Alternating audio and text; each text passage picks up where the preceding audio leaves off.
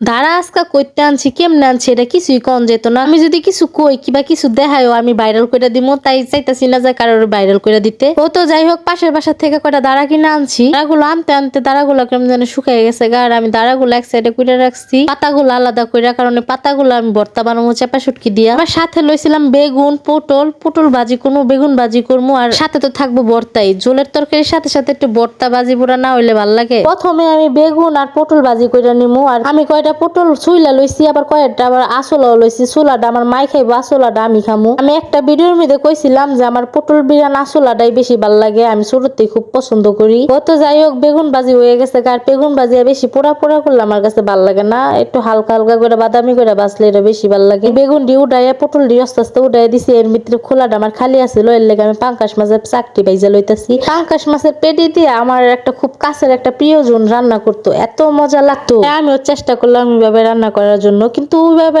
কখনই রান্না করতে পারবো না। হাতের রান্নার কোনো তুলনা হয় না। আরেকটা কথা কি, এই প্ল্যাটফর্মে কাজ করতে গেলে নানান ধরনের বাধা আসে। প্রথমত আপনারা যারা হিংসা করবো, যারা আপনারা দেখতে পারবো না, তারা অবশ্যই চেষ্টা করবো আপনাকে দমায় রাখার জন্য। কিন্তু আপনি যদি তাদের কথায় দমা থাকেন, তখন এই প্ল্যাটফর্মের থেকে আপনি কোনো উন্নতি করতে পারবেন না। আর আসলে সবচেয়ে বড় কথা হলো কি, দুনিয়াতে কেউই কারোর ভালো দেখতে পারে না, আপনার ঘরের লোক হোক কিংবা বাইরের লোক হোক।